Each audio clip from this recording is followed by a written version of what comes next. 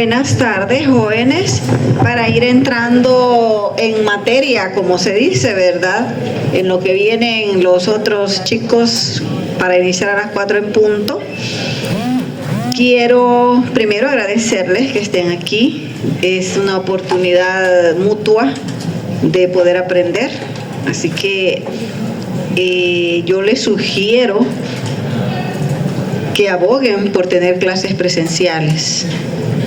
Es más fácil, más cómodo tener clases en su casa, pero nunca van a aprender igual porque la mente de uno se distrae. Sin embargo, pues eso solo es una sugerencia. Vamos a silenciar todos nuestros celulares y vamos a evitar el platicar unos con otros. Porque como ya les he dicho, si usted platica unos con otros, yo les voy a dejar en libertad que pueden salir. Oye, para que no se sientan incómodos. De tal manera que vamos a empezar la clase de los trastornos hemodinámicos 2. En esta clase vamos a hablar de algunos temas que sí son como un poquito más complicados, pero que es necesario que ustedes como futuros médicos lo conozcan para que no hagan errores, porque son temáticas un poquito complejas, pero muy bonitas. Y cuando usted sea medicino o curse medicina interna, va a reafirmar muchos de estos conceptos que ahora vamos a estudiar. Seguimos siempre con los trastornos hemorrágicos. Esto es importante porque las hemorragias en los seres humanos, en niños, en cualquier edad, son situaciones bien frecuentes, ya sean por factores externos o por factores internos. Y el médico debe de saber qué tipo de hemorragia es para poder tratarla. De tal manera que acá les traigo he hecho unos resúmenes escuetos a manera de que puedan ser lo más entendible posibles, porque sí son temáticas un poquito, algunas complejas, y es necesario facilitar la comprensión de ustedes. De tal forma que vamos a ver que la hemorragia ha sido clasificada en dos formas, como una hemorragia primaria y una hemorragia secundaria. Esto depende del mecanismo fisiopatológico de cada una de ellas. Es decir, si nosotros hablamos de la hemorragia primaria, se activó. Alguien que me desactive porfa. No sé cómo le agarró o alguien lo tocó porque no estaba activado. Solo desactive porque el otro yo lo tenía configurado. Gracias. Sí, solo el otro que quede para ellos. Bueno, la situación es que hay dos tipos de hemorragia, una primaria y una secundaria. La primaria es la que tiene que ver con el tapón plaquetario. Y para ser más así, como más coloquiales, la primaria tiene que ver con aquello que usted se cortó en la cocina, una persona con un disparo, un arma de fuego, etcétera, entonces que ha roto vasos. Mientras que la hemostasia primaria hemostasia, estamos hablando de detener el sangrado. Eso es una hemostasia. La hemostasia primaria se media principalmente por las plaquetas y es secundaria a un traumatismo, a una cortadura de un vaso. Mientras que la hemostasia secundaria, esta ya tiene que ver con enfermedades. Ahí están muchas enfermedades como hemofilia, etcétera. Ya lo vamos a estudiar porque ahí estamos hablando de defectos defectos en los factores de la coagulación. Y para que tengamos defectos es porque así nacemos, ¿verdad? Tenemos defectos y algunas veces cuando afecta a vasos pequeños pueden ser alteraciones generalizadas. En lo que es la hemostasia primaria, es el tapón plaquetario el que va a formar parte de esto, es el gran protagonista. Y dentro de las hemostasias primarias vamos a tener también diferentes clasificaciones, y esto es importante que ustedes lo conozcan, porque esto lo van a ver en cirugía, lo van a ver en dermatología, en los tipos de hemorragias que hay, y clasificadas de acuerdo al tamaño. Es así como las petequias son aquellos puntitos rojos que van a medir de 1 a 2 milímetros.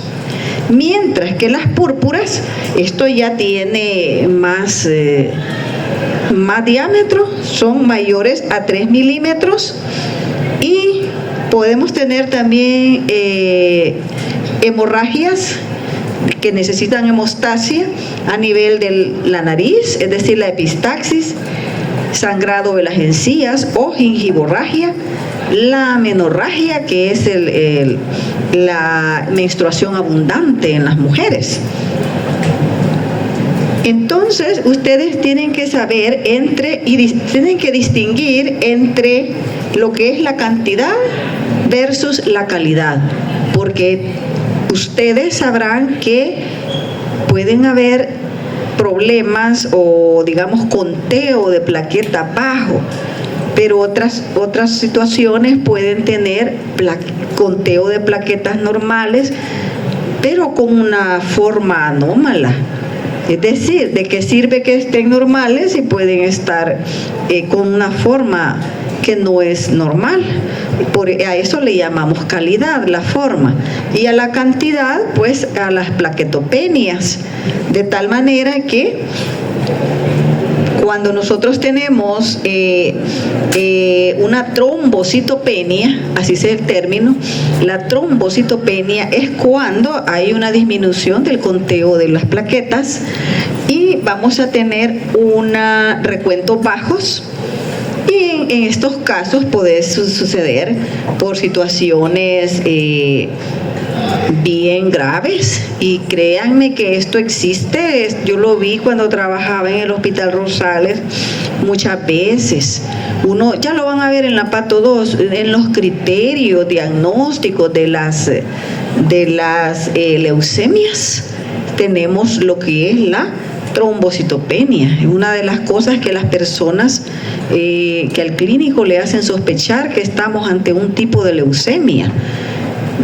Por ende, hay que de alguna manera rutinariamente cada cierto tiempo hacerse hemogramas para ver cómo estamos, no caer hasta que damos el golpe, ¿verdad? Como les he dicho, uno se muere o manifiesta la enfermedad cuando ha vencido un montón de factores adaptativos. De tal manera que esas aplasias, eso puede estar relacionado con leucemias, destrucciones autoinmunes, como que es la púrpura, trombocitopénica idiopática, que eso es una enfermedad que existe, y otra vez es el secuestro, es decir, hay ciertas enfermedades como las talasemias que se encargan de englobar ciertos factores de la sangre, o sea, en el vaso. Y entonces cuando hay secuestro estamos hablando ante una esplenomegalia.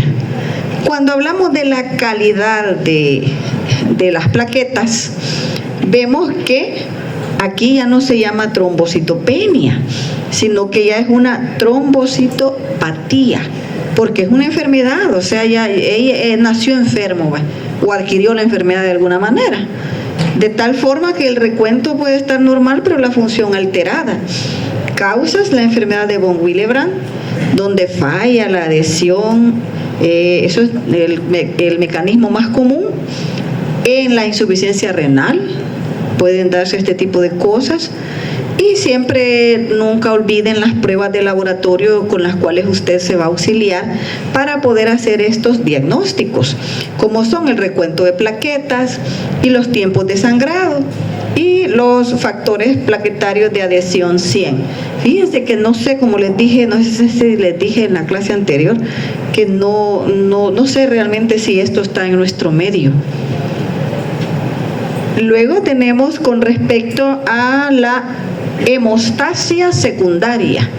En este caso no vamos a tener ya petequias, no vamos a tener púrpuras, sino que ya son acúmulos de sangre en ciertos sitios anatómicos, más frecuentemente como es las articulaciones. Pero no solo eso, también se pueden formar hematomas a nivel de los músculos, de tal forma que en este caso la fisiopatología es diferente, ya no es precisamente por adhesión de plaquetas, sino que es porque se forma al final la malla de fibrina, y esto es por activación de los factores de coagulación. Aquí pueden ver ustedes en dibujo cómo aparentemente se forma ese tapón, ese trombo, pero ya no realmente, no les digo que es un trombo plaquetario, sino que es un trombo por la activación de factores de la coagulación que nos van a dar al final la malla de fibrina. Y aquí tenemos un concepto, hemartrosis, que es la sangre en las articulaciones. Son situaciones que pueden ser sintomatología clínica de ciertas enfermedades. Vamos a ver ahí, como dice, ya lo dije, las hemartrosis, sangre en articulaciones, que eso es típico de los hemofílicos. Y vayan ustedes al Bloom, ahí van a ver un montón de hemofílicos, o sea, niños que nacen con esos defectos, y usted tiene que saber qué es la hemofilia o por qué se da esos sangrados. Al menos conocer lo más fundamental, ¿verdad? Porque ustedes saben que uno al final es médico general, tampoco tiene la obligación de conocer cosas bien específicas, pero sí tienen que al menos conocer el concepto y por qué se da. Acá yo les traigo como un cuadro resumen para que ustedes en su casa lo puedan analizar, lo puedan estudiar y puedan ver cómo van a encontrar los tiempos. Porque en cada uno de los casos, vean, hay diferencias. De tal manera que allá tenemos las hemofilias, lo que implica ahí son el factor 8, el factor 9, y se ve afectada la vía intrínseca. Mientras que en este otro caso es por deficiencia de vitamina K o warfarina. Y ahí vemos pues que eso es en otro tipo de enfermedades, como en los recién nacidos, malabsorción, etc. Y aquí cómo pueden encontrar los exámenes de laboratorio. Tenemos nuevamente este resumen comparativo para que a ustedes se les facilite la comprensión y puedan conceptualizar este tipo de situación. Vemos que está comparándole lo primario con lo secundario. Entonces, la hemostasia primaria está dada por las plaquetas, sangrados mucocutáneos, esto es como un resumen de lo que ya vimos, las petequias, púrpura, y va a tener tiempos de sangrado elevados. Luego, cuando es por la malla de fibrina, que es por activación de los factores de la coagulación, vamos a tener un sangrado profundo articular, hematomas en los músculos, hemartrosis en las articulaciones, y aquí se ve activados las dos vías, extrínseca e intrínseca. No olvidando el libro de texto, porque a mí me gustan estas figuras, porque de alguna forma le pueden dar a ustedes la idea de cómo se dan las circunstancias. A arriba tenemos un corte transversal de un vaso sanguíneo normal. O sea, es como así, un corte sagital de un vaso sanguíneo normal, para que usted pueda ver y estudiar y comprender todas las funciones normales de la célula endotelial. Como yo les había dicho antes, la célula endotelial es mágica. Para mí ella es lo máximo, de tal forma que esto es lo que ella hace en un estado normal, inhibe la formación de los trombos. Porque imagínense que la célula endotelial la anduviera haciendo, propiciando trombos, estaríamos enfermos. Entonces, en su estado normal, ella lo que hace todos los días es inhibir la formación de trombos. Por eso nosotros vivimos, estamos bien, por todos esos mecanismos que ahí se dice. Pero llega un momento en que puede haber una lesión del vaso, es decir, usted está cocinando, se cortó una arteria, se cortó una vena, etcétera. Entonces, inmediatamente la célula endotelial va a activar ciertos mecanismos que, por ejemplo, se da una exposición del factor tisular cuando se da el corte, y eso hace que haya que se atraiga a lo que son las plaquetas, y se viene formando el tapón plaquetario. Y es todo esto pues porque también la matriz extracelular que se expone en el corte activa que se pueda, hasta lo que es los factores de von Willebrand, que se activen, y eso atrae la formación de un tapón. Por eso es que usted, si se corta y se hace hemostasia, así se le llaman, o sea, se hace presión, si usted se hace hemostasia en una cortadura, con buena suerte, si no es un vaso muy importante, le va a dejar de sangrar, porque la célula endotelial va a activar precisamente esto que estamos hablando. Primero, ella va a hacer un mecanismo reflejo de vasoconstricción. Ahí tenemos que es una vasoconstricción refleja, y se va a exponer por el corte la matriz extracelular, es decir, ese colágeno, y eso da la liberación de la endotelina, y eso nos va a dar la vasoconstricción. Interviene lo que empieza todo. O sea, aquí está la lesión, y aquí lo que se da primero, la hemostasia primaria con el tapón plaquetario, que ya lo hemos estudiado. Pero en otras veces no es así la cosa, sino que hay una hemostasia secundaria, de tal forma que puede haber primero factores tisulares liberados, algunas veces por enfermedades, y esto nos va a activar complejos fosfolipídicos. Recuerden que las membranas celulares son llenas de fosfolípidos, y esto va a activar los factores de coagulación. Se va a activar la trombina, puede dar la polimeración de la fibrina, se libera el factor tisular, y al final se forma la malla de fibrina. ¿Entienden eso? O sea, la malla, al final de la hemostasia secundaria, llegamos a la formación de una malla de fibrina.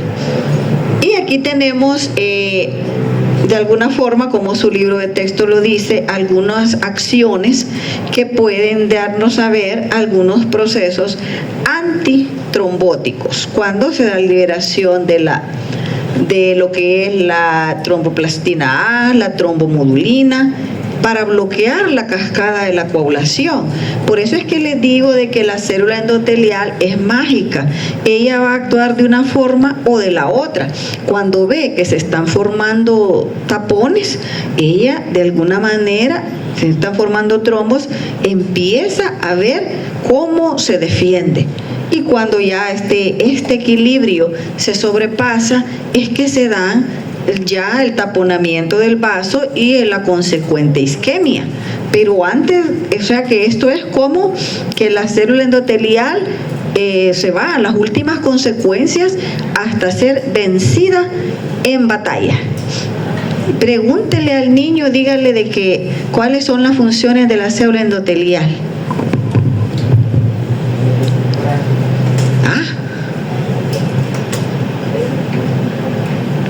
La célula endotelial tiene dos grandes funciones mágicas. Vaya, hablando así de mágicas, creo que ya les di la respuesta. La célula endotelial es mágica. ¿Por qué es mágica? Claro, yo le he puesto que es mágica, no del mágico González. Entonces, vaya, otro que me diga por qué la célula endotelial es mágica. Si no, me voy a lanzar de la ventana. ¿Por qué es mágica la célula endotelial? Aunque se equivoquen, díganlo, no tengan ninguna pena.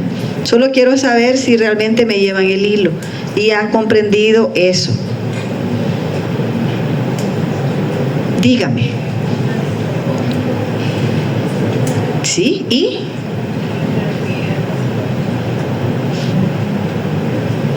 Le falta el 50%. Ajá, si tiene un efecto antitrombótico, también tiene un efecto protrombótico. O sea, ella, de acuerdo a la situación, va a actuar ya sea antitrombótico o protrombótico. O sea, ella tiene como un cerebro y dice, esto está pasando, voy a activar la trombosis. Cuando usted se hiere, por ejemplo, y cuando tenemos la turbulencia, factores de la tríada de Virchow, ella puede decir, no, yo puedo hacer un efecto antitrombótico, ¿sí? O sea, ella es mágica, por eso es que yo les digo eso. Ella tiene esas dos cualidades, que puede ser, y eso es en estado normal, que tiene actividades trombóticas y antitrombóticas de acuerdo a cómo el cuerpo está y de acuerdo a cómo el cuerpo lo necesita. Eso es lo normal, por eso estamos bien, pero a veces esas cosas normales se pierden. Por ejemplo, esta es una de las enfermedades, el síndrome de Bernard-Soulier, el cual, claro, son cosas extrañas y alguna vez quizás, no sé si lo van a ver alguna vez en los hospitales, porque a veces está enfrente de nosotros y no lo sospechamos. Entonces, ya nunca lo vamos a ver. Entonces, en el síndrome de Bernard-Soulier, por más que el factor de von Willebrand se active cuando ha habido la lesión endotelial, no puede, por la deficiencia de esta proteína, GPLB, no puede acoplarse con lo que es la plaqueta, porque hay defectos en el sistema de acoplamiento y también la plaqueta se hizo macroplaqueta, se hizo grande.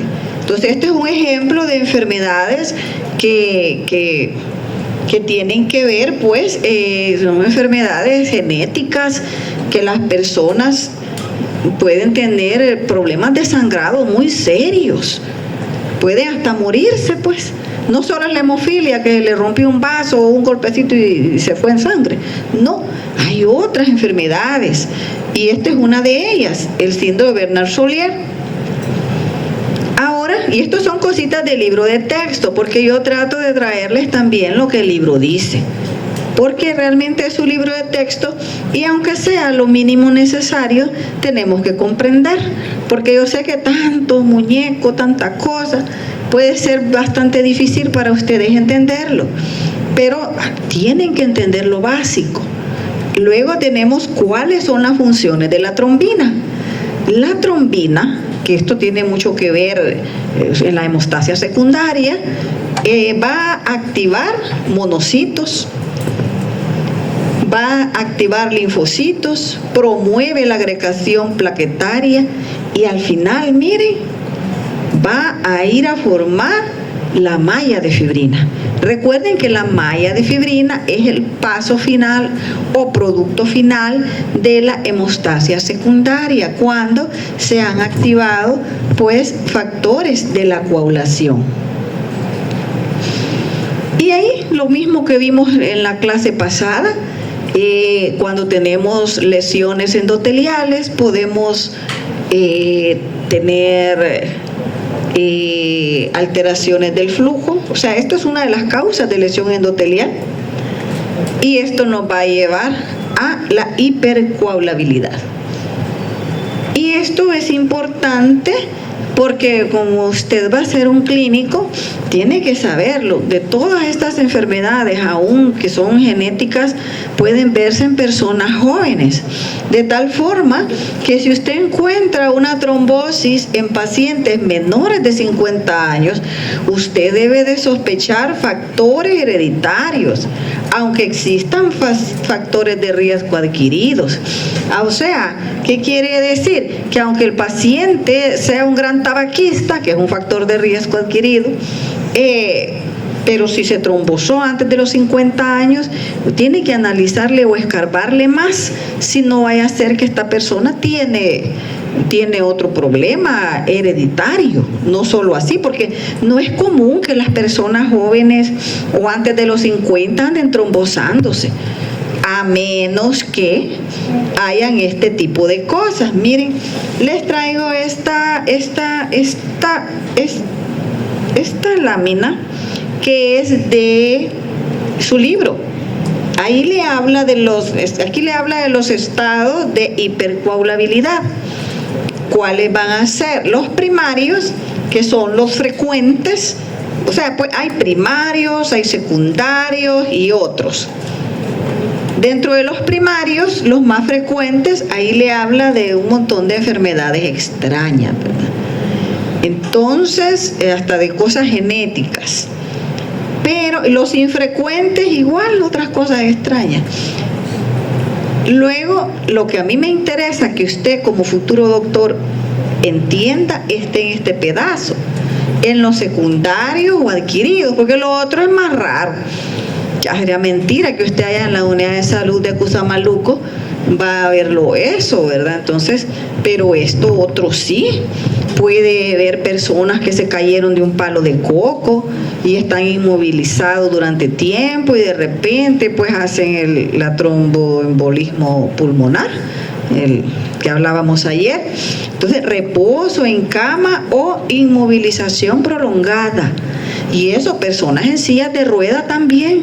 O sea, tienen ustedes que, por eso se les da fisioterapia, masajitos, como no pueden moverse. Entonces hay que, de alguna manera mecánica, se le tiene que prevenir esto, o elevarle los miembros con fisioterapia.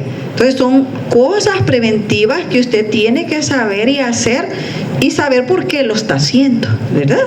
Lo va a hacer porque sabe que son estados de hipercoagulabilidad y que son secundarios, son adquiridos después de algo.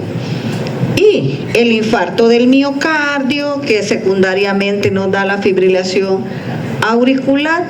Ahí esto lo vamos a estudiar muy bien en la Pato 2, pero para hacerles un cuento largo corto, ustedes saben que en el infarto del miocardio hay un tejido muerto que al final se cicatriza. Entonces, este tejido cicatricial no va a responder igual a la conducción eléctrica y eso nos conlleva a la fibrilación auricular y eso nos puede conllevar también a éstasis. O sea, éstasis sanguínea, y la éstasis sanguínea, como les enseñé la tríada de Virchow, que por eso la traje, nos va a dar estados de hipercoagulabilidad.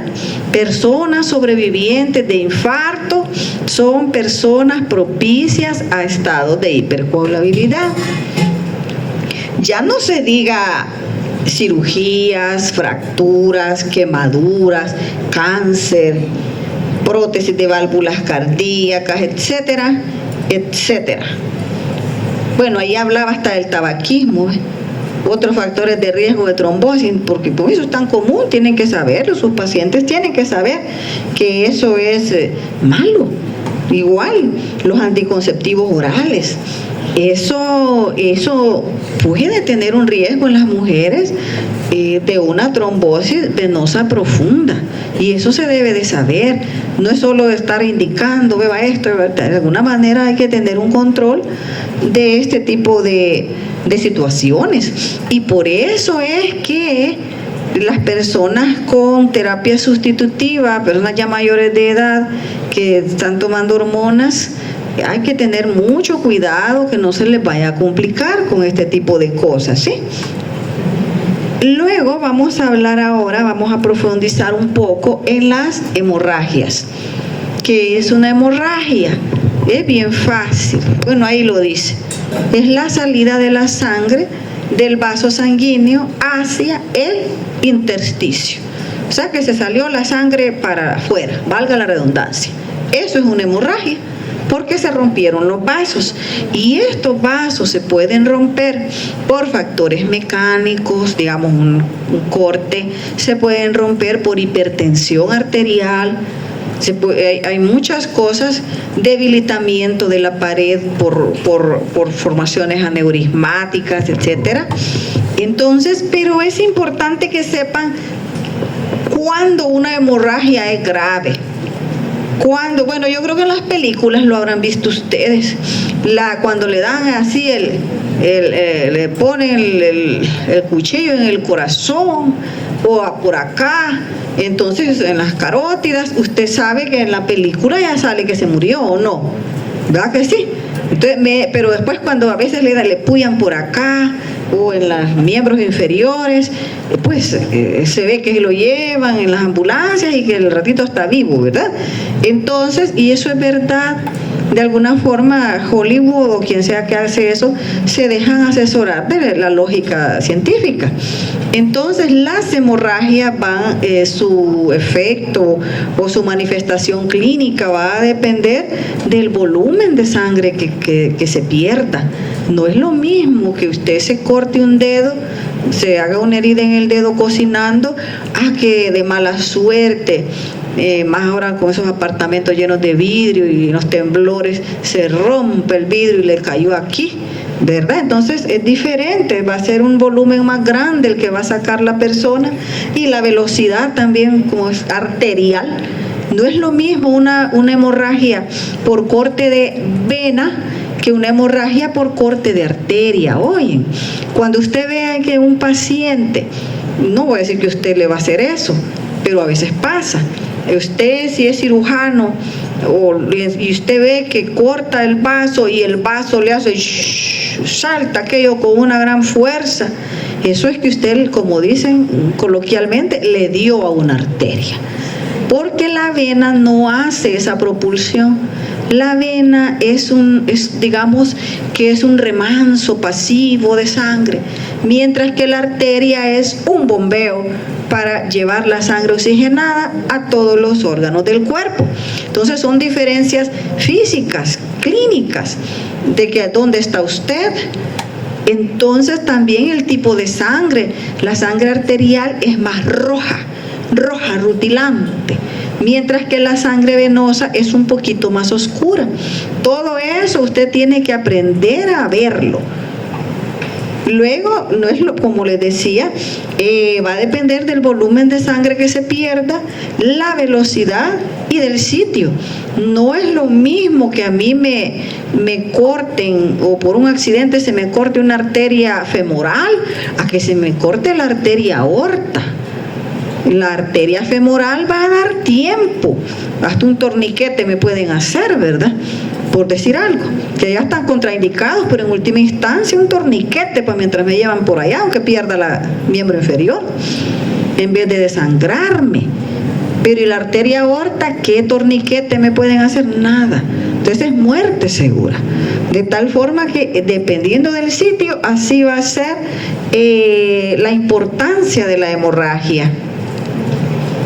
Aquí les dice que, por ejemplo, una hemorragia subcutánea puede ser leve, o sea, como una equimosis, un morete, como dice la gente, un moretón, puede ser leve, mientras que ese mismo moretón, porque que alguien, Dios no lo permita, le da como dice la gente, un trompón hasta en el brazo, ¡pum! Entonces le hace morado. Y luego, pero ese mismo volumen de sangre que se haya salido por ese impacto en el cerebro, ya puede causar la muerte, ¿sí? Y no es así si le golpean a usted el bíceps, el tríceps, por decir algo. Entonces, por eso es que depende de qué sitio anatómico estamos hablando. Luego, los patrones de hemorragia, que ya se los di, pero es importante porque esto se va a evaluar en el laboratorio, porque en el laboratorio vamos a ver una hemorragia intraparenquimatosa, es decir, un corte transversal del cerebro con sangre. Ese caso de laboratorio es por secundaria hipertensión arterial, según se enseña, pues, pero pudo haber sido también por una subcaída, ¿verdad? Pero en el laboratorio se va a enfocar desde el punto de vista que fue por ruptura de vaso, por una hipertensión arterial. Entonces, ¿cómo esa hemorragia, esa sangre negra que se va a ver en el cerebro es más de 2 centímetros? Será catalogado como un hematoma.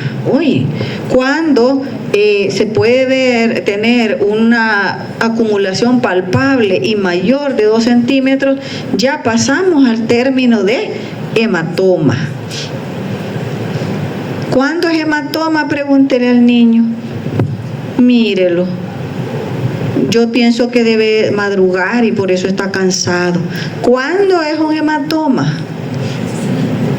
No tenga pena. No se acuerda.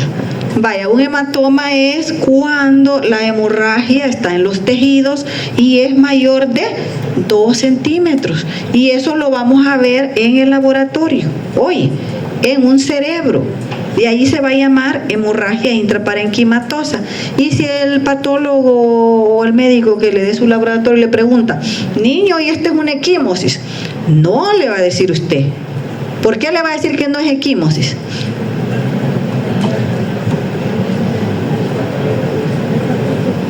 Está silencio. Entonces por aquí me dijeron que es por el tamaño, no le va a decir porque mire, eso mide más de 2 centímetros, ya le voy a poner la foto. Los otros ya lo vimos, ¿verdad? En la anterior diapositiva. Vaya, ahí está. Y eso está en el laboratorio, yo ya se los preparé. Yo fui la primera patóloga que vino a preparar el laboratorio y está en estaciones. Van a haber 4 estaciones y es un laboratorio con objetivos y todo nuevo. ¿Todavía no les han hecho llegar el manual? Pues entonces olvídense que van a ir a cortar y pegar. Ya mejor pongan atención porque es lo que les va a convenir. Porque no, o sea, yo me he desvelado haciendo eso. O sea, lo he hecho porque yo quiero poner un grano de arena, hombre, para que aprendan y para que pasen el examen del internado. De verdad, imagínense, yo no les ayudo. Entonces no los hago analizar, pensar. Ahí van a estar esperando hacer el internado hasta que Cristo venga. Y eso no es así, ¿verdad? Entonces, para ayudarles, yo me he desvelado. He hecho un gran esfuerzo. Créanme que hacer estas clases no ha sido fácil, porque pueden ustedes ir a ver la clase del año pasado, no es la misma, en ninguna manera es la misma, pero es porque el año pasado no tenía yo tanto temor que a ustedes les pasara eso, de no pasar el examen y quedarse a chamán. Entonces no, hay que ayudarles, pero si ustedes se dejan ayudar, al menos yo habré puesto el grano de arena.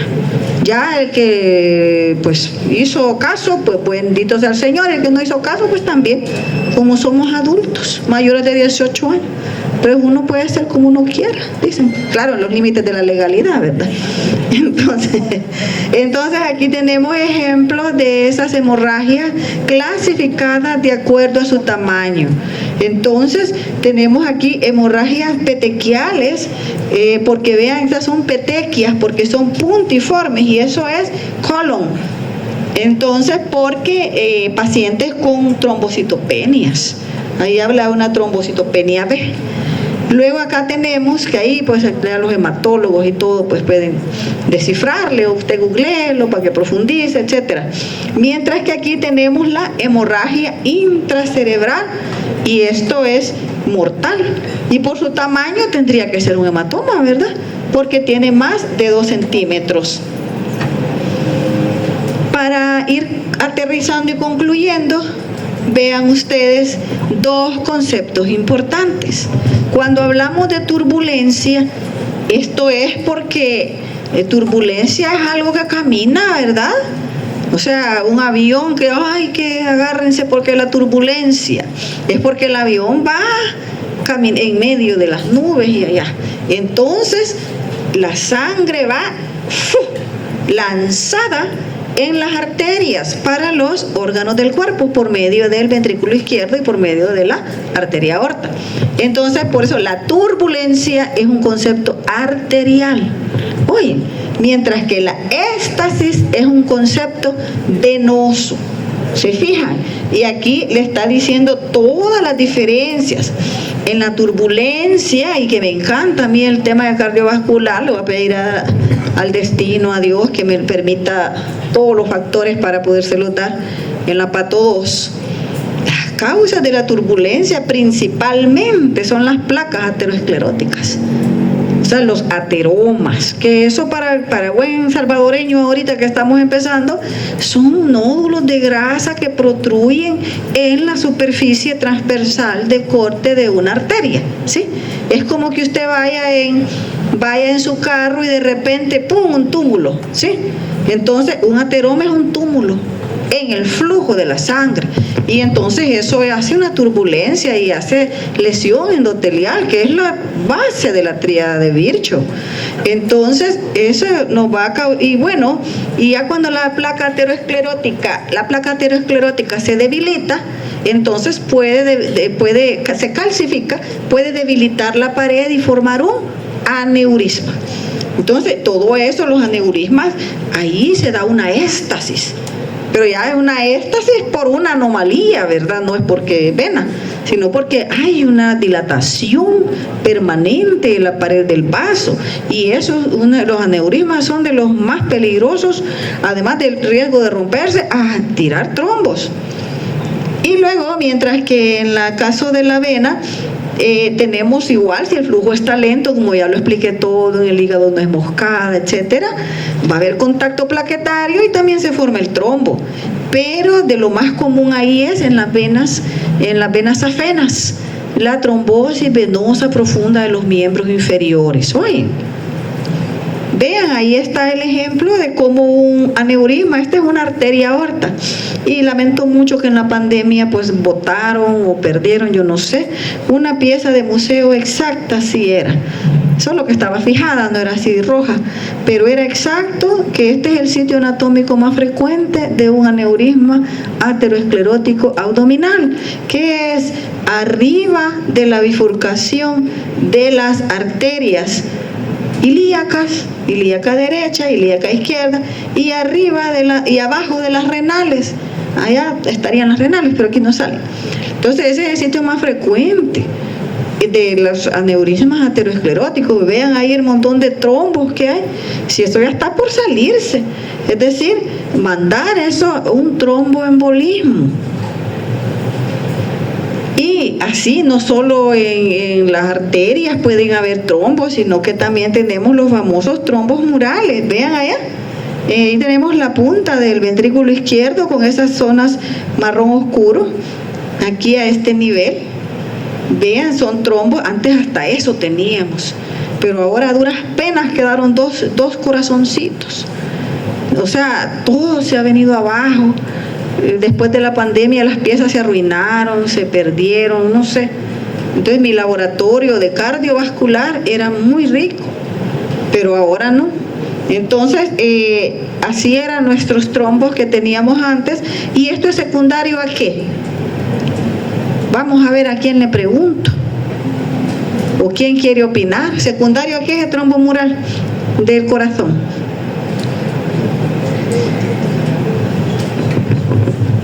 No me digan que no, porque yo me voy a entristecer.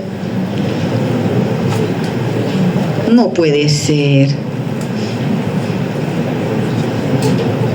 ¿Secundario a qué se hizo ese trombo mural? ¿Perdón? Como estamos en el corazón, no hay placa aterosclerótica, porque es trombo mural del ventrículo izquierdo.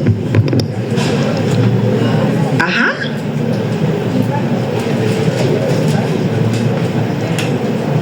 Bueno, una estenosis puede ser la causa, una de las causas, pero ¿por quién es que se dio eso? Yo les dije que era el ABC de los trastornos hemodinámicos, y un niño del ascensor, que hoy no lo miro, me lo respondió ese día. Ajá, ¿qué era? La lesión endotelial.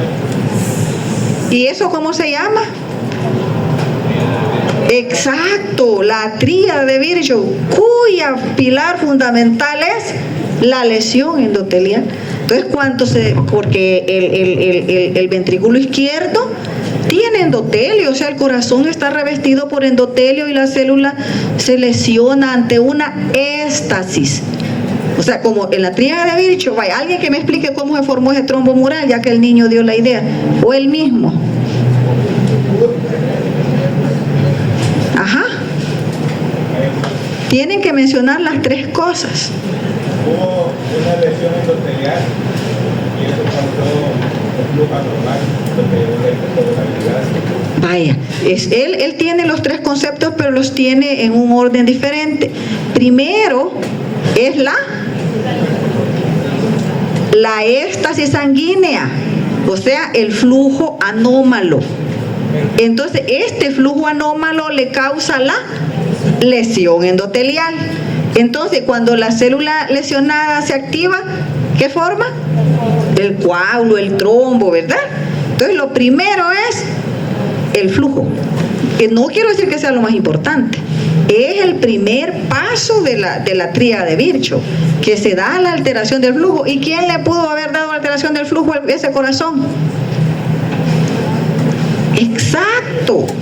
Ajá, ¿quién más dijo por ahí? Exacto, todo eso. Habló ella de infarto, o sea, los infartos, recuerden que les dije que tienen una conducción nerviosa eléctrica ya diferente y pueden ser pedazos que no se muevan y pedazos que sí. Y él dijo una valvulopatía, eso es importantísimo, principalmente la válvula mitral. Ahí lo vamos a ver en la pato 2. Bueno, y aquí que habla de que un trombo laminado, ¿verdad? Ahora vamos a hablar, quiero ver cómo vamos. A ver que don Gonzalo nos deje aquí.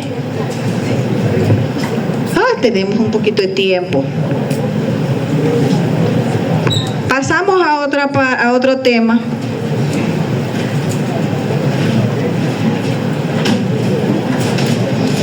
En este tema, vean ustedes que esto es, y deben de conocerlo, es la fisiopatología de la cascada de la coagulación normal. Quiero que lean eso y que pongan mucha atención en eso que acabo de poner. Y esta diapositiva es la del final, pero como no quiero asustarlos, se las he puesto desde el principio, porque ahí le está diciendo algo muy importante, que es lo que a usted le interesa. Comprender la cascada de la coagulación no es memorizar el montón de números romanos, que factor 8, que el 9, que el 12. Es entender dónde falla el sistema en una hemorragia y dónde actúan los fármacos para prevenir un infarto. Y un infarto le está diciendo ¿qué es un infarto? Porque no va a decir que el infarto es el corazón nada más. ¿Qué es un infarto?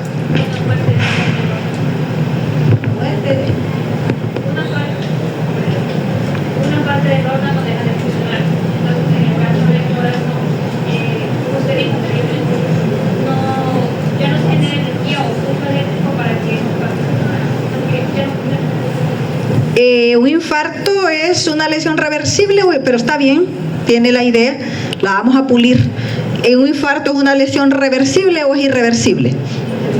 Es irreversible, ¿verdad? ¿Qué tipo de necrosis tiene un infarto? ¿Qué tipo de necrosis ustedes conocen? Es por eso que les digo que tienen que venir a clases presenciales. Porque esto que le estoy preguntando es como que yo le diga a un niño de 3er grado, dígame las vocales, niño. Pero se los digo, se lo juro, así como dicen, que eso es parecido a lo que ahorita estoy diciendo. Yo le digo a un niño de 3er grado, niño, dígame las vocales. Y el niño se queda pensando que capaz así está ahora el sistema de educación. Entonces, si yo le pregunto ahorita qué tipo de necrosis es un infarto y no me lo dicen al dedillo así, es porque no pusieron atención a la clase que les habrán dado. Porque eso es lo mínimo de lesión celular. Vaya, ¿qué tipo es? Porque pues, no hay que llorar sobre la leche derramada. Hay que aprender. Si no lo aprendieron, entonces apréndanlo aquí. Ajá. Es una necrosis de coagulación. ¿Y es secundario a? Isquemia, hipoxia. Muy bien. Entonces, estamos hablando ya, es entender dónde falla el sistema en una hemorragia y dónde actúan los fármacos para prevenir un infarto. El infarto puede ser del corazón, que es de los más comunes, pero pueden haber infartos renales, pueden haber infartos en las gangrenas. Entonces, es ahí en donde vamos a empezar a hablar.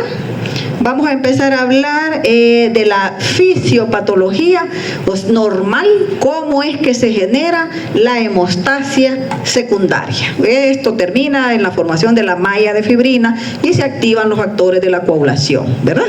Eso, aunque sea eso, me tiene que decir en el laboratorio. Miren, niño, ¿y qué es la hemostasia secundaria?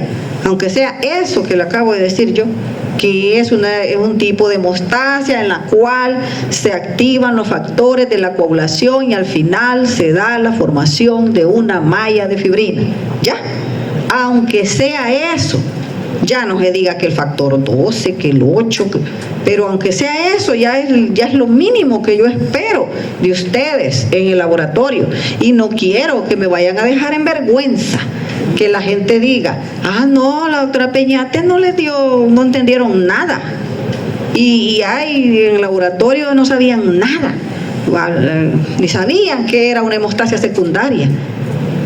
O a lo mejor el docente ni les pregunte, ¿verdad? Pero quedará ya en cada quien. Pero usted tiene que saberlo. Y entonces esto es lo normal. Viene que cuando hay una lesión, se va a exponer la membrana celular. La membrana celular es fosfolipídica. La célula es una bicapa lipídica. Así es, la membrana celular, su concepto es bicapa lipídica. ¿Ves? Bicapa. Entonces, eso hace que eso nos va a dar una activación de todo lo que es el sistema plaquetario. Luego después se va a relacionar con todo esto, con el calcio ionizado, va a unir los factores de la coagulación a los fosfolípidos, aquellos, mediante residuos de ácido gamma-carboxiglutámico. Como les digo, aquí ya son astralidades, ¿verdad? Pero yo quiero que aunque sea lo que les dije al principio van a tener que decir. Luego la vitamina K, ustedes tienen que entender que la vitamina K es importante para mantener la hemostasia secundaria. Por eso pacientes cirróticos que ya no pueden ni fabricar vitamina K, pueden sangrar, pueden hacer coágulos, ¿me entienden? Entonces la gente, no va a poder vitamina K, inyectándole la vitamina K, ¿verdad? Entonces, por eso es que yo quiero que ustedes entiendan la diferencia entre una hemostasia primaria, una hemostasia secundaria, porque lo importante es no dejar morir al paciente. Y usted tiene que saber cuál es la fisiopatología, no tanto saberse todo ese montón de números romanos, ¿verdad?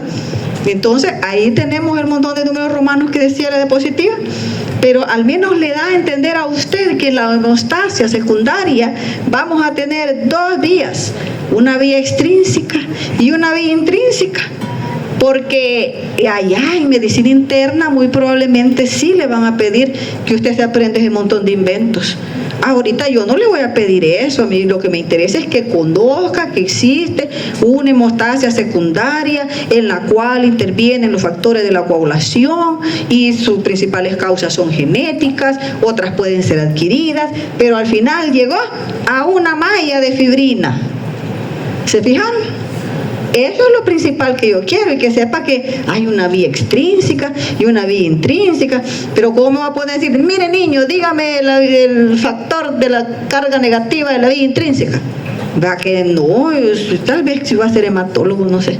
Pero para nosotros no, pero sí importante es lo que sepa lo que acabo de decirle verbalmente. Tiene que saber, porque esto es lo normal en nuestro cuerpo. Tiene que saber usted cómo es la fisiología real en el caso que llevamos al final a la malla de fibrina. Miren cómo empieza todo. Iniciación. La iniciación es cuando se da el daño de la bicapa lipídica de la membrana celular.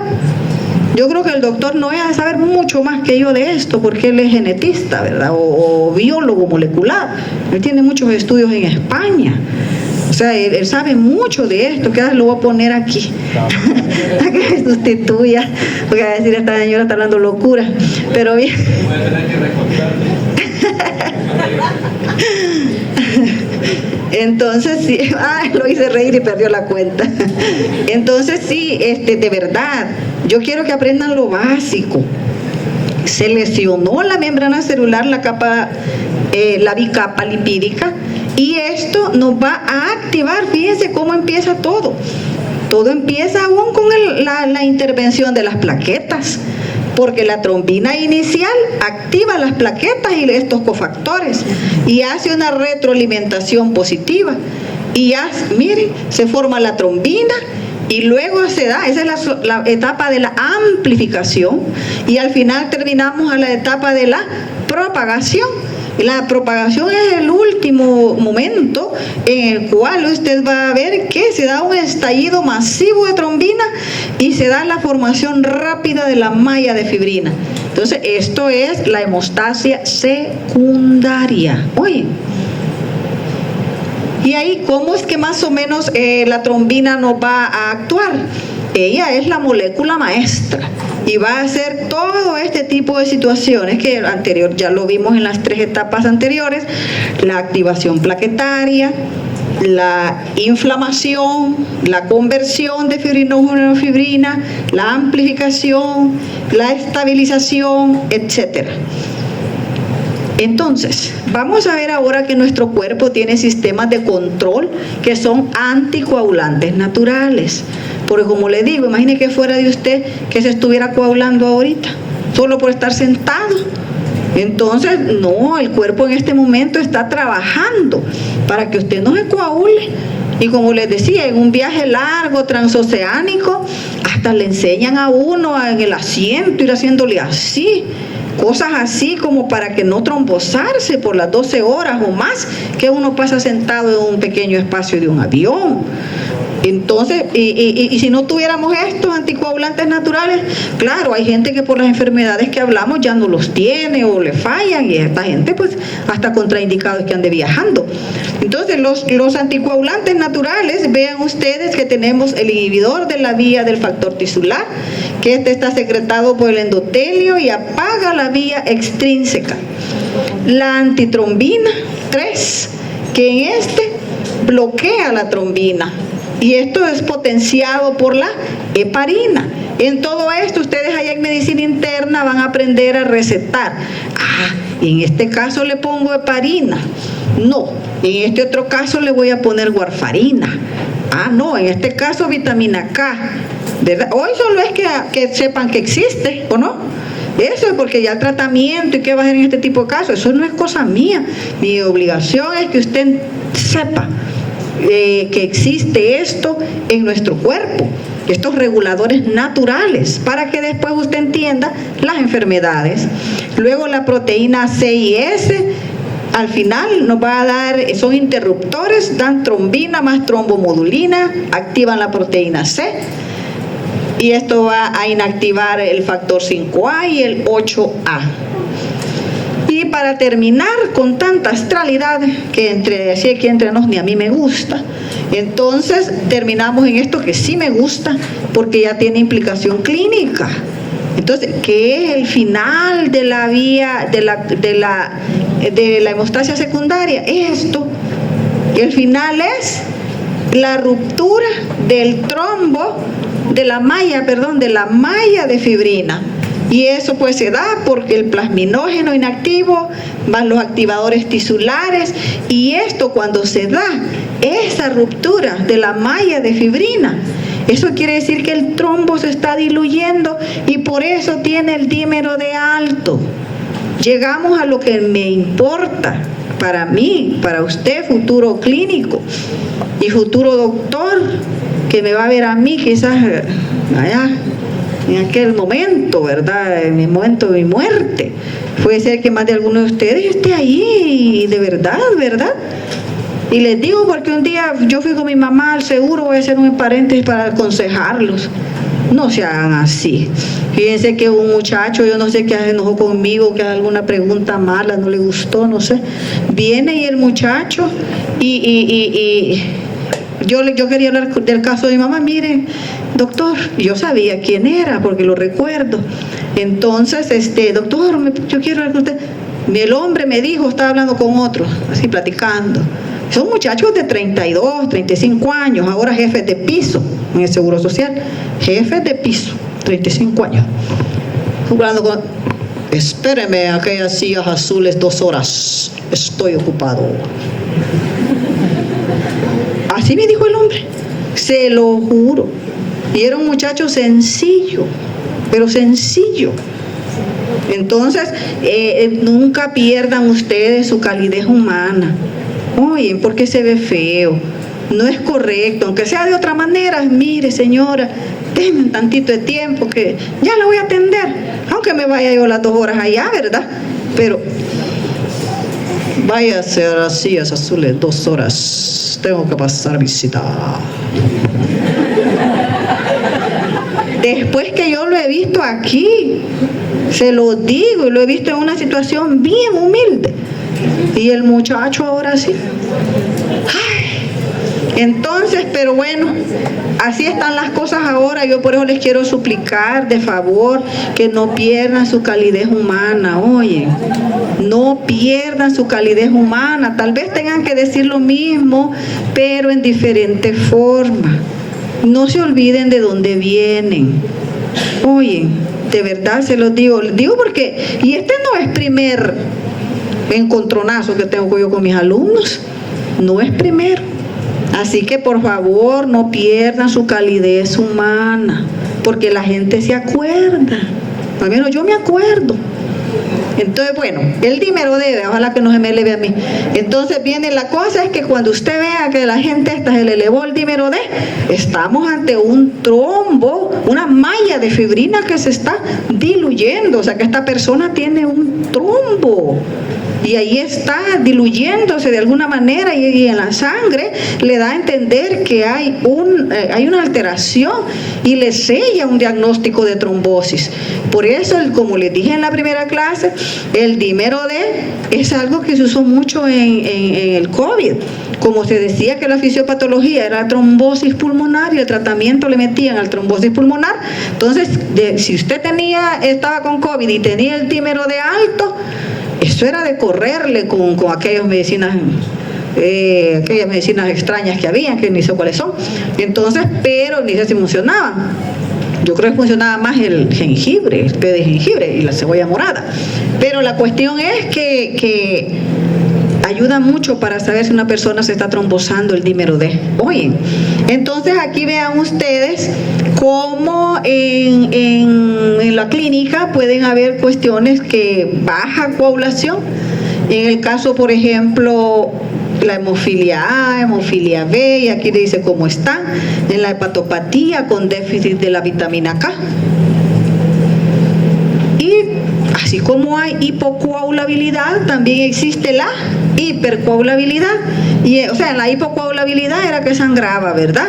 En la hipocoagulabilidad es que, pues sí, ¿verdad? Que un medio golpecito, una heriditis, eso fue en sangre. Los hemofílicos, por ejemplo, los cirróticos que no tienen vitamina K. Y vean cómo están los tiempos. Esto sí es obligación de ustedes que más o menos lo vayan analizando.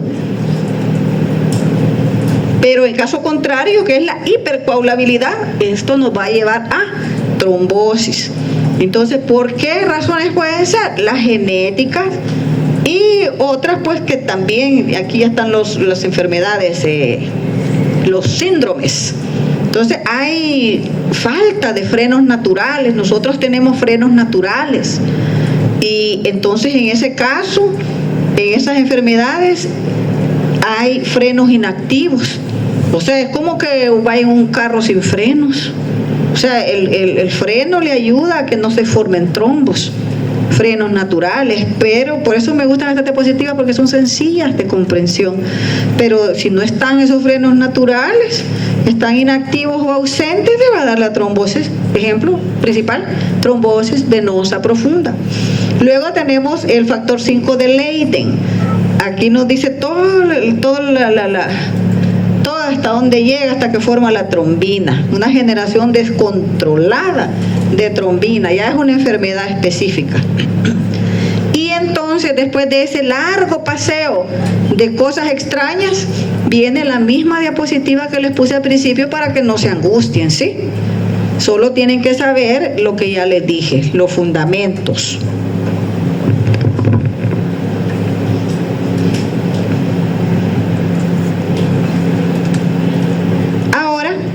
La paradoja de la hemostasia.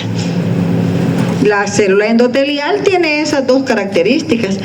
La hemostasia normal, o sea, el tapón plaquetario, la malla de fibrina normal, puede salvar vidas mediante la formación de coágulos en vasos lesionados. Pero si esto es patológico, ya sea una enfermedad o una deficiencia de algo, hay una activación inapropiada en vasos intactos y es una principal causa de mortalidad en Occidente, o sea, la trombosis. Y consecuencias de una trombosis, los infartos de miocardio, los accidentes cerebrovasculares, las embolias pulmonares, etc. Bueno, y hablando de las embolias, ahí vamos. Yo creo que esto no voy a profundizar mucho porque ya hablamos bastante en las clases anteriores de la circulación menor y de la circulación mayor. Pero la embolia no solo es de sangre, sí, el 99% es de sangre, ¿verdad? O sea, de trombos originados de la sangre, pero el otro porcentaje viene que de otro tipo de cosas como nitrógeno, óxido nítrico, la grasa, etcétera. Entonces, pero ustedes no deben olvidar cuál es la anatomía y fisiología de la circulación menor y de la circulación mayor. Entonces, vamos a ver que hay diferentes tipos de émbolos. Porque un émbolo, y ahí por definición, es una masa intravascular desprendida. Masa intravascular desprendida que puede ser sólida, puede ser líquida, puede ser gaseosa, y esta va a viajar desde su origen hasta lugares distantes. Por eso, si hablamos de tromboembolismo, ¿qué es lo que se desprendió? Un trombo, o sea, elementos formes de la sangre. Y si hablamos de embolismo, ¿qué se ha desprendido? Cualquier cosa, ¿verdad? No sabemos qué es, podría ser cualquier cosa de estas. Entonces, es una masa intravascular desprendida, puede ser sólida, líquida o gaseosa, que viaja desde su origen a un sitio distante. Entonces, 4 tipos tenemos de los embolismos. Por eso es que la diapositiva anterior decía patología de la embolia. No dice de la tromboembolia, ¿verdad? Sino que es de la embolia, ¿sí? Porque embolia, ya vamos a hablar de mucho, aunque sí, el tromboembolismo es lo más importante, pero no solo eso existe. Entonces vamos a tener que el tromboembolismo 99%, pero hay una embolia grasa, hay una embolia aérea y embolia hasta de líquido amniótico. Entonces, si hablamos un poquitito del tromboembolismo, porque lo voy a reafirmar porque es lo más frecuente y que tienen que aprender a evitarlo, es la trombosis venosa profunda que va a generar, vaya a ver quién me dice por la circulación, cómo es que llegó el trombo de los miembros inferiores, llegó hasta el pulmón a ser sencilla de montar, vaya, los oigo. Y si no, yo voy a decir quién.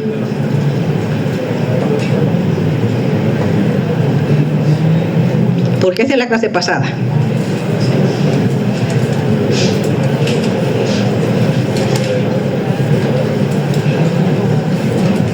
Va, el niño que habla para arriba, puede ser que él esté diciendo cómo es. Vaya, dígame, que le hace así. Yo entiendo que usted está imaginando. A usted no le dé pena, que aquí aprendiendo estamos, hablando en serio, aquí no nos avergoncemos. Si ya fuéramos doctores, pero otra cosa. Ah, lo oigo, pero casi no oigo. Podía tomar las femorales, después la cardíaca, y ahí creo que se llega se llama ¿A dónde? Esto es venoso.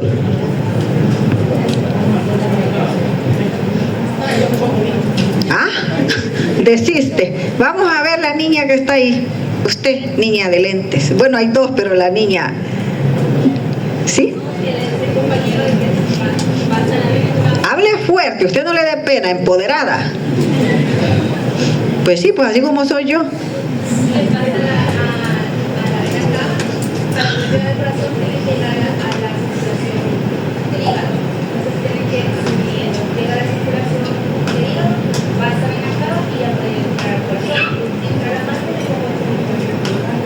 Ajá, solo que le faltó que entró por la cava superior a la aurícula derecha, pasó de la aurícula derecha al ventrículo derecho por medio de la válvula mitral, la tricúspidea, y luego de ahí se fue, ¿por medio de qué vaso se fue a los pulmones?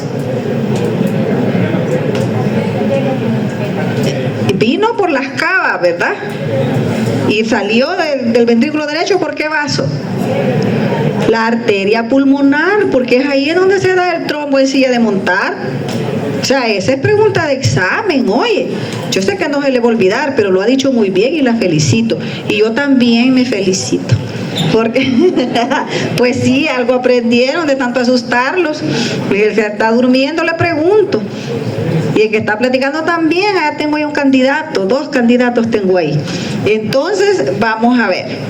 Entonces, la trombosis de los miembros, de las venas afenas, ¿verdad? De la trombosis venosa profunda, es una de las causas más comunes del tromboembolismo pulmonar, generando el trombo en silla de montar en la arteria pulmonar. ¿Sí? Facilísimo, tanto de decirlo, y solo es de aprenderse la anatomía y la fisiología, y que allá se hizo una pelota de sangre y salió para arriba, y eso es todo. Si créanme que si usted logra entender anatomía y fisiología, ya sabe todo esto. Bueno, entonces van a ver que cómo es que van a estar todos los exámenes de laboratorio, siempre el dímero D, caro, pero mi modo, los gases arteriales, medir las troponinas.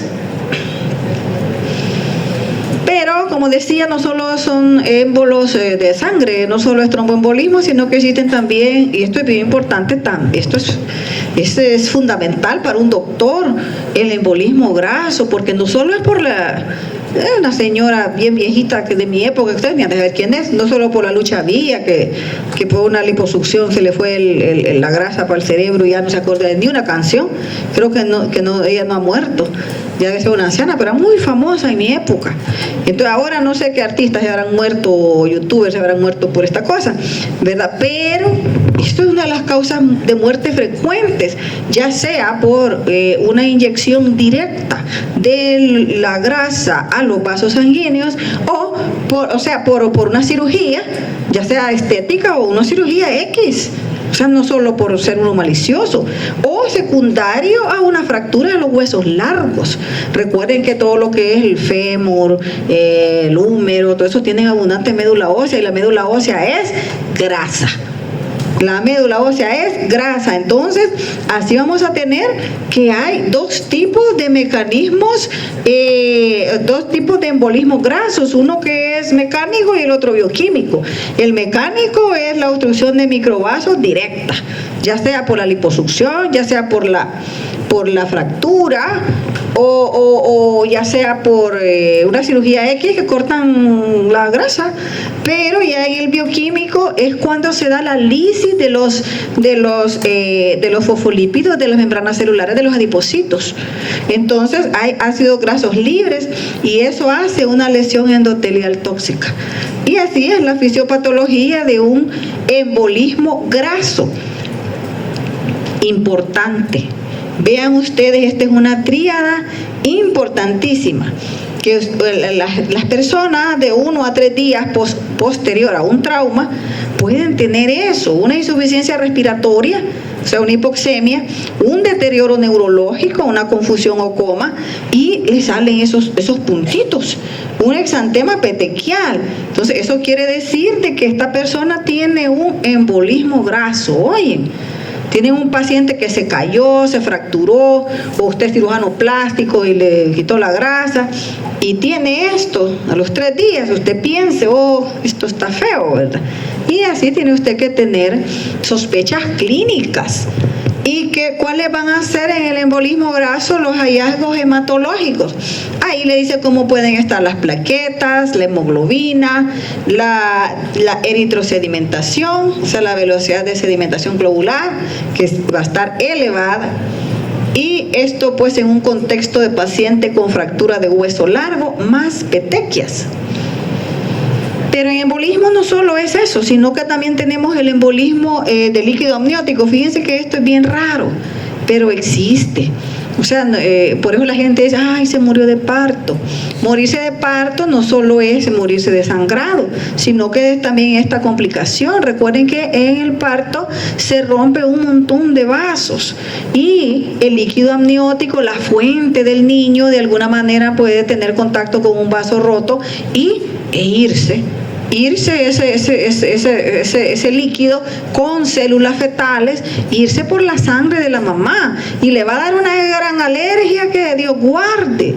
O sea, esta gente se muere básicamente por una tormenta de citocinas, o sea, unas reacciones alérgicas al ánugo, a las células escamosas de los bichitos que andan hasta en los pulmones de la mujer. En las autopsias eso se halla, los vasos llenos de células escamosas de niños.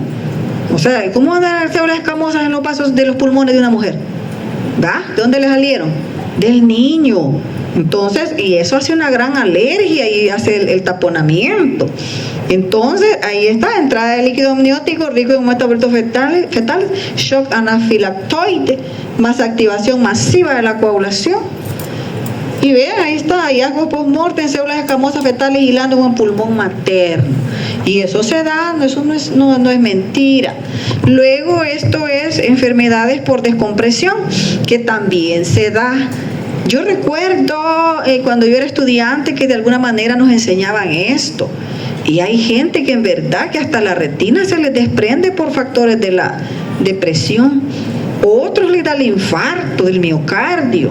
O sea, eso, más que todo cuando uno está algo mayor, eso de andar subiendo el Machu Picchu, yéndose a hacer buceo, esas cosas pues ya para la gente más grande es un poquito complicado, oyen. Entonces ustedes como médicos futuros tienen que saber esos riesgos que las personas tienen, y no solo las personas mayores. Estas situaciones pueden darse por cuestiones laborales, o personas deportivas, ¿verdad? Abusos. buzos que practican profundidades muy importantes, o personas que trabajan construyendo submarinos, haciendo cosas así, de tal manera que vamos a tener dos tipos de embolismos aéreos por descompresión. Entonces tenemos, cuando esto es agudo, se le llama las bandas, bands. Entonces es un síndrome de descompresión, y eso es vean esto, despresurizar. Quiere decir que la persona venía de una presión alta, de un submarino o allá abajo buceando, y rápido sale a la superficie externa. Entonces despresurizó, o sea, ese cambio de presión, y luego sale al externo. A ustedes no les ha dado, cuando uno está en la piscina mucho tiempo, 1 o 2 horas, cuando uno sale siente el cuerpo bien liviano? ¿No han sentido eso? Que uno siente que bien fácil camina y todo, porque el cuerpo bien livianito, porque la presión del agua hace una presión en nuestros tejidos. Y eso estamos hablando de una simple piscina, y si estamos hablando de un mar, Dios guarde. Entonces, estas personas, ya sea porque sean buzos, ya sea porque son trabajadores que tienen que bajar hasta allá, rescatistas, yo qué sé, si salen bruscamente pueden llegar a despresurizar, y nos va a dar que el nitrógeno se disuelve en forma de burbuja y va a formar el émbolo. Y esto, pues, los síntomas de la persona pueden ser dolores musculares y articulares severos. Y todas estas burbujas que se van a formar van a dañar el endotelio, y se da una trombosis secundaria. Y hay casos que son crónicos, como el síndrome de la enfermedad de Caisson. Eso es la enfermedad de los cajones, le llaman. O sea, eso del Caisson es personas que crónicamente trabajan, por ejemplo, haciendo la neumatización de los submarinos, etcétera. Entonces, a esta gente se le puede dar persistencia de gas en los huesos. Pueden tener necrosis isquémica en fémur, tibia, húmero, etcétera. Y aquí les he dejado un algoritmo comparativo de unos con otros. Ahí tenemos el escenario postquirúrgico, cuando es de la trombosis, ¿verdad? El tromboembolismo pulmonar, solicita el dímero D. Si estamos que se fracturó la persona, fractura más petequia, sospecha embolia grasa, hay que revisar las plaquetas y los gases arteriales. Luego, si estamos una mujer que parió un niño, entonces, o niña, entonces parto complicado más sangrado, sospecha de embolia líquido amniótico, hay que buscar el panel de la coagulación, porque se desata esa reacción alérgica, desata la cascada de la coagulación, se da una coagulación intravascular diseminada por esa cuestión anafiláctica. Y ahora vamos a entrar a este tema que es muy importante, porque lo vamos a ver en el laboratorio, que son los infartos. Vaya, ya dijimos, ya les exploré que el infarto es una necrosis, ¿verdad? Es una necrosis del tejido por isquemia o hipoxia. Entonces, vamos a ver cuáles son los factores modificadores de un infarto, o los tipos de infarto que pueden haber. Si el tejido tiene vías alternas de oxigenación, puede ser que el infarto sea rojo, o sea, le llegó sangre o el drenaje, etcétera, por vía alterna. Entonces, vamos a clasificar los infartos en rojos y en blancos. Pero para saber si es rojo o es blanco, usted tiene que saber qué tipo de órgano del cuerpo es, porque cada órgano del cuerpo tiene un tipo de infarto, no es a lo loco. Entonces, luego tenemos la velocidad con que se da la oclusión. La oclusión lenta puede permitir que se formen circulaciones colaterales. Y luego el tipo de tejido, no es lo mismo. Un tejido cerebral, por ejemplo, las neuronas, ellas en 3-4 minutos, que la persona no revierta el código, porque se llama cuando una persona se ha hecho paro cardíaco, código, al menos si le llamaban código 1, creo que todavía le llaman así. Entonces, si no revierte el código en 3-4 minutos, esta persona tiene ya daño cerebral. Mientras que en el 20 a 30 minutos, creo que no sé, como a mí me está pasando como las personas que tienen muchos amigos, no saben lo que habló con un amigo, si lo habló con el otro. Entonces yo no sé si lo he hablado con ustedes o si con los niños de fisiopatología, pero pues este es el mecanismo por medio del cual se da el trasplante del corazón, ¿sí? Porque miren cuánto puede durar con isquemia el bendito corazón, y mientras que el cerebro dura esto. Entonces depende del tipo de células. Entonces vamos a empezar a hablar qué es un infarto. Según Robbins, va a ser una necrosis isquémica causada por la oclusión de la irrigación arterial o el drenaje venoso. Acuérdense que en el hígado de nuez moscada, en la cirrosis cardíaca, el infarto se dio porque no podía hacerse el recambio entre sangre arterial y venosa, había encharcamiento venoso. Y entonces eso le genera hipoxia, puesto que en todo ocupa un lugar en el espacio, ¿no? Por eso aquí le aclara que es por la oclusión de la irrigación arterial o el drenaje venoso. Entonces los infartos se van a clasificar de acuerdo a su color en rojos y en blancos. El rojo también se llama hemorrágico y el blanco también se llama pálido o anémico. Entonces, pero cada uno de ellos va a tener una fisiopatología diferente. En el caso de los infartos rojos, esto es, por ejemplo, en el hígado de nuez moscada, que hay una oclusión venosa, no hay un drenaje suficiente. En los intestinos también, o sea, las vísceras, y el tejido es laxo. Eso también puede generarse en el pulmón, pero en el pulmón, aunque es por irrigación arterial la isquemia, pero tiene irrigación colateral. Por eso el infarto pulmonar, y eso lo van a ver en el laboratorio, en el infarto pulmonar el infarto es rojo. A pesar que el embolismo, el tromboembolismo en sí de Montar ocasionó el infarto, es arterial. Y aquí dice que los rojos son por vena. Pero en el pulmón es porque tiene una doble circulación. O sea, llega por otro lado, llega sangre. Y el mecanismo y el tejido de un infarto rojo tendría que ser laxo. No son órganos sólidos. Órgano sólido entendemos, por ejemplo, el corazón. Órgano sólido es el riñón. Ahí no se va a dar infarto rojo a menos que hayan reperfusiones, al menos en el corazón. Pero es muy raro. Entonces, el mecanismo del infarto rojo hemorrágico, la sangre inunda el tejido muerto. En los blancos o anémicos, la oclusión es arterial. De los más comunes, el infarto es la oclusión de la arteria renal y te da un infarto de riñón.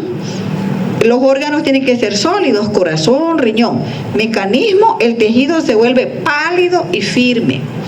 Entonces aquí yo les tengo, antes había esto, hoy ya no está, yo lo traje del hospital. Este es un testículo de un joven, porque eso es bien frecuente, los chicos tengan cuidado, vean cómo usan calzoncillo pegadito, como antes había un programa que llamaba Bywish, algo así, como los salvavidas, o sea, un calzoncillo que les apriete, que les comprima para arriba los órganos, ¿verdad?, sexuales, porque esos que anden así, dilán, eso les puede causar este tipo de cosas, y se los digo para que puedan aconsejar a sus pacientes, porque ahora se han inventado que la moda es andar con uno con faldita, ¿verdad? Entonces eso no, médicamente no es recomendado, más que todo en los jóvenes, porque como esos tienen movimiento, se puede, además hay algunas deficiencias a veces genéticas, ya vienen con predisposición genética, y entonces se puede torcer, se tuerce las arterias que lo irrigan y le da la isquemia. Entonces este es un testículo de un muchacho muy joven y este es el microscópico de él. Recuerden que, vaya, díganme, características, uy, ¿qué hice? Padre del cielo, ¿y hoy qué hago? Ahí está. Vaya. Entonces, diga todo por la maldad de preguntarle, vaya. Quiero ver si han aprendido necrosis, las necrosis en la lesión reversible e irreversible. Diferencia de un órgano con necrosis de coagulación con un órgano con necrosis de licuefacción. Diferencia que usted lo va a ver con los ojos.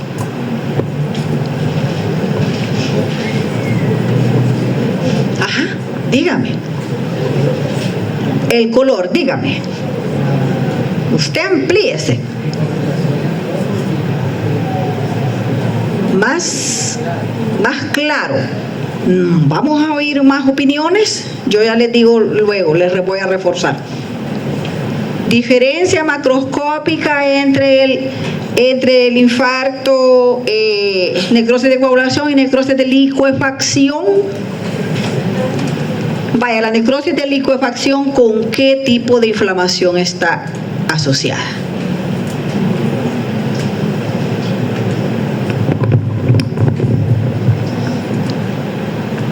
No, yo, la verdad que sí les insto a que, aunque les cueste, vengan a las clases y ojalá se las den en físico, en presencial. Miren, la diferencia es la siguiente: en la necrosis, el infarto, un tejido con necrosis de coagulación, que es infarto, tiene conservada su forma. ¿Por qué? Porque en la necrosis de coagulación está bloqueada la proteólisis. Entonces, la proteólisis de las proteínas es el citoesqueleto de la célula. Entonces, si se bloquea la proteólisis, quiere decir que el organismo, con el órgano, pedazo de cuerpo, conserva su forma. Diga que está, dígale a él que me diga de la proteólisis. ¿Dónde se ve más la proteólisis? ¿En qué tipo de necrosis? De licuefacción, no. Es en la coagulación. Tiene razón, la proteólisis es la licuefacción. ¿Y cuándo se bloquea? ¿Qué tipo de necrosis es? De coagulación. Entonces yo a usted le voy a poner María Isabel Rodríguez. No han oído esa historia. Dicen que ahora ya la señora está en su casa, pero la señora cuando era ministra estaba dormida y ya levantaba la mano a opinar. O sea que estaba dormida y había llevado el hilo, ¿verdad? De toda la cosa. Entonces, ahí lo vamos a poner a él porque pues si su respuesta está atinada. Entonces, en la necrosis en el infarto hay un bloqueo de la proteólisis, mientras que en la necrosis de licuefacción hay mucha proteólisis, se deshacen las células.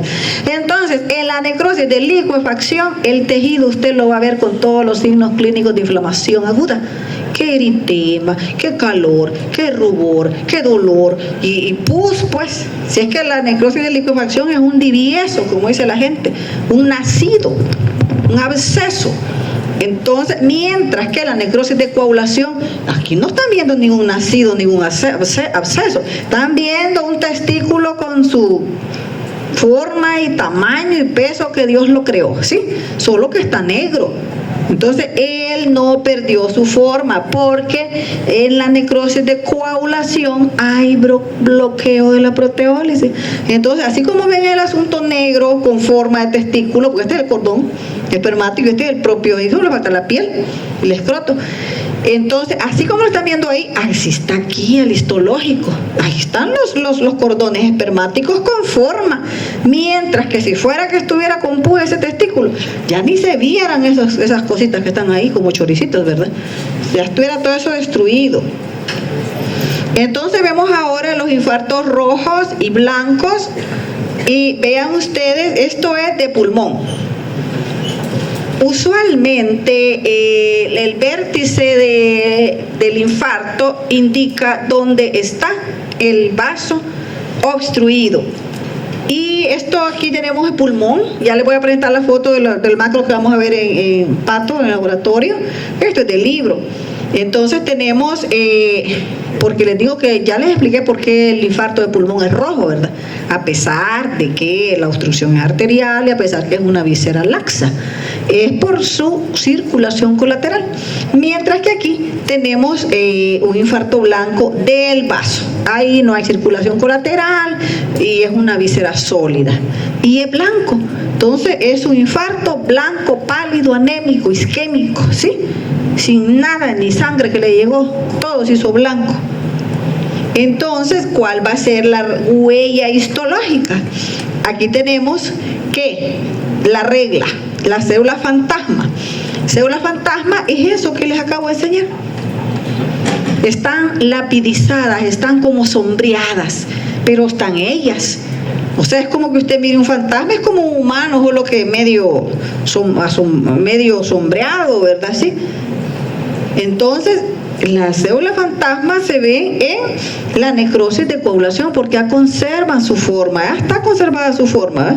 Se preserva la arquitectura básica, la sombra de la célula, mientras que aquí miren como que sorbete ya deshaciéndose. Entonces ahí está que la célula se destruyó. La célula, con todo lo que la inflamación aguda y la necrosis de liquefacción lleva, que la ruptura de la membrana celular, que la digestión enzimática, todo eso que hace la lesión irreversible, principalmente por bacterias. Entonces se hace una necrosis de liquefacción. Ahora bien, como yo estoy hablando de infarto, ¿qué tipo de necrosis tenemos en el cerebro? Por isquemia. Así es, más les vale que estén leyendo ahí, ¿verdad? O que ya lo sepan, porque ahí está. Entonces, este es un excepto. Por isquemia en el resto del cuerpo, la necrosis es ¿de qué tipo? Coagulación o coagulativa. Mientras que en el cerebro la necrosis es de liquefacción. Y por isquemia. ¿Y por qué se da eso? Por el alto contenido hidrofílico, hidrolítico de las neuronas. O sea, tienen mucha agua. Entonces la cosa al deshacerse se licúa. Entonces, y otra de las características de los infartos, infartos blancos, tenemos el infarto de miocardio, que las arterias coronarias se obstruyen usualmente por el taponamiento de las arterias coronarias secundario a una trombosis por toda la tríada de Virchow. Entonces, y como no tiene circulaciones colaterales, entonces nos da una necrosis de coagulación y es pálido. O sea, es un infarto pálido, anémico, y hay una fuga de cuando estas células mueren. Y pongan atención a esto. Cuando muere el cardiocito, miocardiocito, va a fugar un montón de células al torrente sanguíneo. Ahí está, ¿ve? Se rompió y está sacando un montón de, miren, la troponina I, la creatininfosfoquinasa MB. Entonces son los marcadores enzimáticos más frecuentes de muerte celular. Oye, al menos de muerte celular cardíaca. Y aquí, para reforzarles el concepto ese de los trastornos de adaptación, lesión y muerte celular, porque aquí, como les dije, nada viene separado, todo está hilado. Allá tenemos el miocito normal y este es un corte histológico de un corazón normal. Esto es de su libro de texto. Luego viene que el aumento de la demanda de oficio, ¿verdad? Quizá mucha hipertensión arterial, entonces el corazón tiene que trabajar más fuerte. Entonces, ¿qué hacer? El mecanismo de adaptación, ¿cuál es? Se hipertrofia, ahí lo dice. Entonces, pero como, y aquí está el corte del corazón hipertrofiado, ¿ves? Miren cómo está esto concéntrico, ya prácticamente no hay luz del ventrículo izquierdo. Entonces, ¿qué sucede después de esas grandes hipertrofias? Ya viene, ese es un mecanismo de adaptación celular. Ya no aguanto más, dijo, y empezó a lesionarse de una forma reversible. Entonces, de una forma reversible, en microscopio vemos esas vacuolas lipídicas a nivel del citoplasma, pero eso es por la lesión que empieza a liberarse fosfolípidos de la membrana celular. Y al final después se muere, ¿ven? La muerte de las células, se da la ruptura de las paredes, de la pared celular, y todo lo que esto conlleva, entrada y salida de electrolitos, de enzimas que destruyen tejido. De tal manera que cuando ya ha muerto, vean aquí el corazón siempre con su gran hipertrofia, pero tiene una parte muy pálida, por eso es un infarto blanco, pálido, isquémico. Entonces, y aquí obviamente es una persona que muy probablemente quizás sobrevivió, porque se ve pálido, el tejido muerto se sustituye a veces por tejido fibroso, como lo hablamos un día de estos. Y ahí están cómo son los picos. Y esto es bien importante, ustedes allá en su casa vayan a leerlo, porque eso está en el libro de texto, Robbins, 10ª edición. ¿A cuántas horas se eleva cada cosa? Entonces aquí con muñequitos se los traigo cómo están las troponinas, a los cuantos horas o días, cómo está la creatinina fosfoquinasa fracción MB, y si ella se vuelve a subir podría ser un reinfarto. Entonces los mando a leer lo que está en su libro de estas enzimas. Y luego, imagínense, del infarto del corazón, ustedes pueden hacer diagnóstico por medio del electrocardiograma y las enzimas, claro, si está vivo, ¿verdad? Si murió, pues no. Entonces, solo te autopsia. Pero del cerebro usted no puede hacer diagnóstico. Aquí es mucho más complicado, no hay una enzimología específica para él. Así que eso es más complicado para poder saber si tenemos si hay la necrosis de licuefacción del tejido cerebral, tal vez evaluar estados protrombóticos, la glucosa, estudio del LCR. Ahora hablamos de este infarto que es muy importante, infarto renal, blanco, anémico, y la cuña está orientada a la base. Y la oclusión es de una circulación terminal, que es lo que les comento, que aquí no hay doble circulación.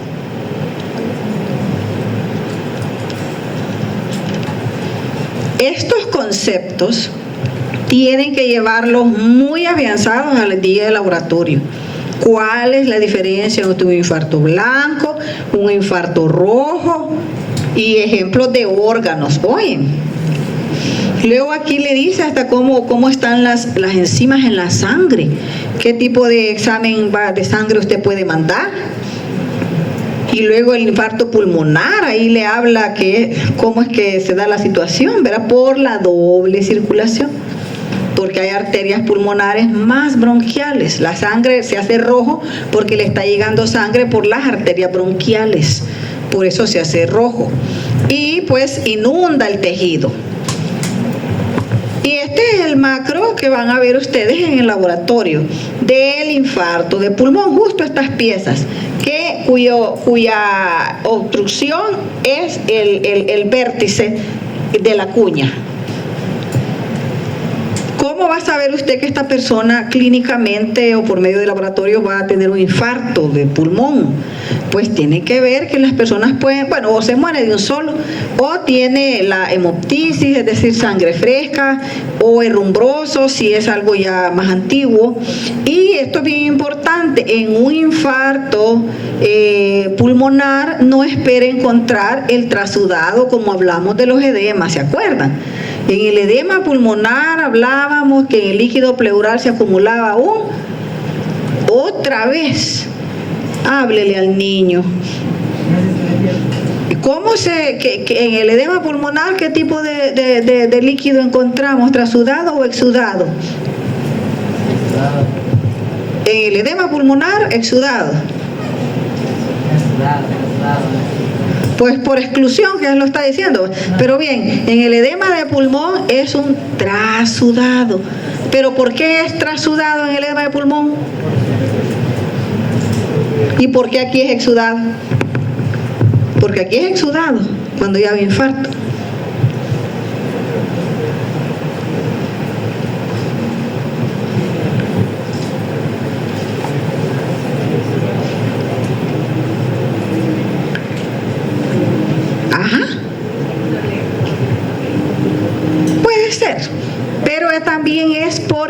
han muerto las células. Aquí hay muerte celular y por muy necrosis de coagulación que sea, siempre hay elementos inflamatorios que llegan momentáneamente. Oye, mientras que en el edema de pulmón no hay muerte, ¿sí? Allá era un edema hidrodinámico, mientras que este es una muerte, ¿sí? Hay necrosis, es un infarto y por eso tenemos un exudado rico en proteínas por la muerte celular y glóbulos rojos, como dijo ella. Y otra vez el dímero D elevado. Y el otro tipo de infarto, y les digo porque eso lo van a ver en el laboratorio. O sea, aquí no estoy hablando nada astral ni nada que no le va a servir. Lo van a ver en el laboratorio. Tenemos una muestra, lo poco que ha quedado, de un intestino con infarto. Infarto rojo del intestino delgado. Entonces ahí ustedes ven que hay una isquemia. Hay una isquemia o hay una éstasis y eso le causa la muerte celular.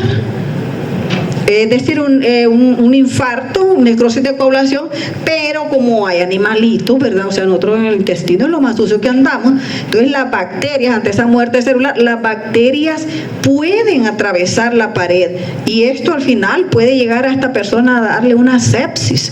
Una de las cosas más graves es este infarto rojo del intestino delgado. Así. Esta es una pieza que creo que ya no está, pero así más o menos así es la que tenemos en un frasco en el laboratorio y ustedes lo van a desglosar, así como yo les estoy diciendo. Allá de ustedes si me hacen quedar en vergüenza de que no sepan cuando sus tutores les pregunten.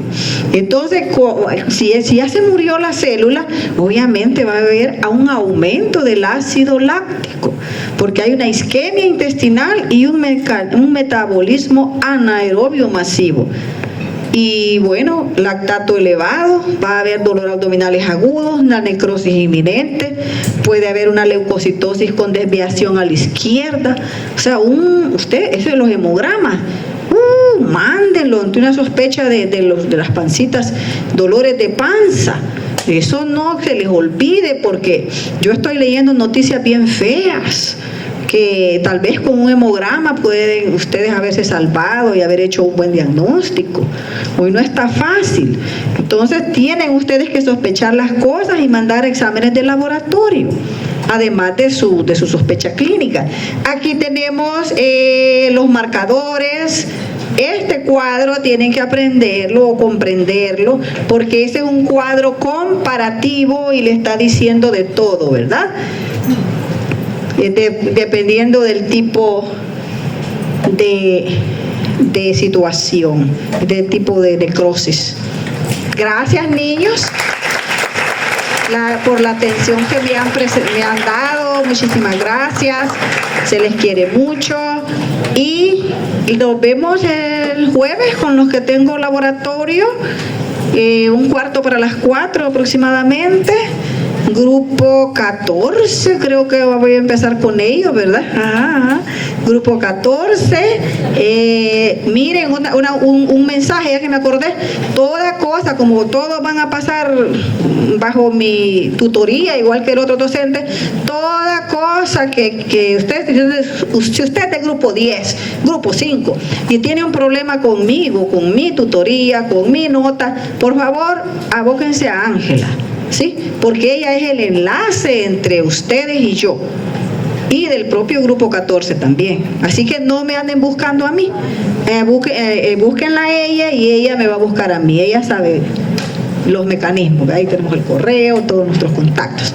Vaya, pues muchísimas gracias y váyanse para la casa. Adiós.